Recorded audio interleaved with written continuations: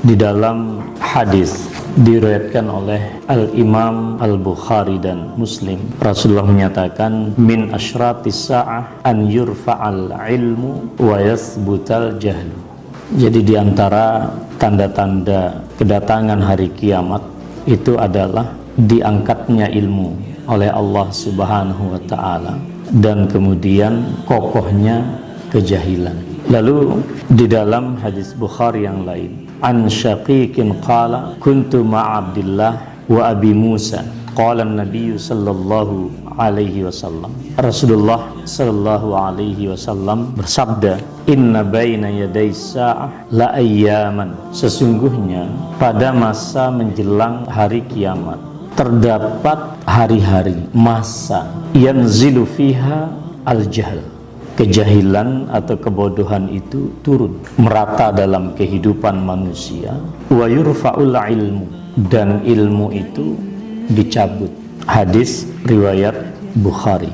Yang ketiga, wa fi riwayatin li Muslim an Abi Hurairah radhiyallahu taala anhu qala qala Rasulullah sallallahu alaihi wasallam, Rasulullah bersabda, yataqarabuz zaman atau waktu itu terasa sangat berdekatan, cepat sekali rasanya. Wa yuqbadul ilmu itu diambil, ditahan. Wa tazharul fitan, dan fitnah itu makin tampak.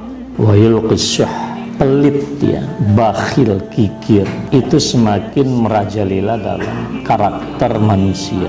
Wa yaksurul haraj, dan pembunuhan itu banyak sekali terjadi. Ini hadis riwayat Muslim. Ini ada 3 hadis, tapi yang ingin kita fokuskan ini adalah qabdul ilmi wa zuhurul jahli. Jadi hari kiamat itu diantara tanda-tandanya itu adalah ilmu itu ditahan oleh Allah, dicabut oleh Allah, dan kemudian kejahilan, kebodohan itu merajalela. Ibnu Battal rahimahullah, beliau menyatakan, ra'ainaha ayanan, kita lihat atau saksikan dengan kasat mata. Faqad naqasal ilmu itu makin hari makin berkurang. Wa zaharal jahlu, dan kebodohan, kejahilan itu merata. Tapi orang merasa pintar karena tiap hari dapat postingan di WA 10 sampai sekian puluh hadis, tapi satu pun dari hadis itu tidak menginspirasi hidup. Wa ulqiya syuhhu fil qulub, hati Pak, mental kita ini itu semakin pelit pikir.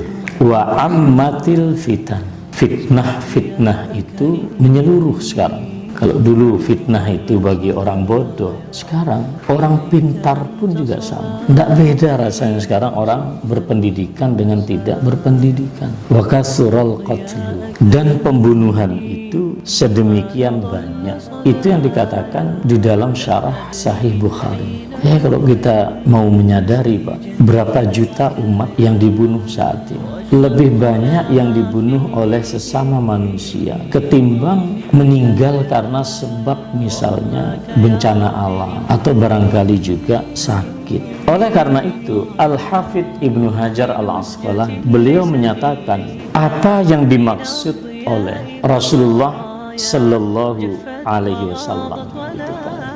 Ketika ilmu itu dicabut, maka yang terjadi itu adalah konsekuensi logis dari tercabutnya ilmu. Apa itu? Ya kejahilan. Ya memang masih tersisa, tetapi semakin kemudian jumlahnya itu sekarang. Orang alim itu kalau berdasarkan hadis ini, itu mungkin kuantitasnya itu semakin hari akan semakin berkurang. Di Muhammadiyah kita Pak, dari personalia PP sekarang Pak, itu Pak Yunhar wafat 12 itu kan tidak secara khusus mendalami persoalan agama ini. Pak Din itu risau. Mengapa? Karena Muhammadiyah ini harakat Islamiyah, gerakan Islam, dakwah amar ma'ruf nahi munkar.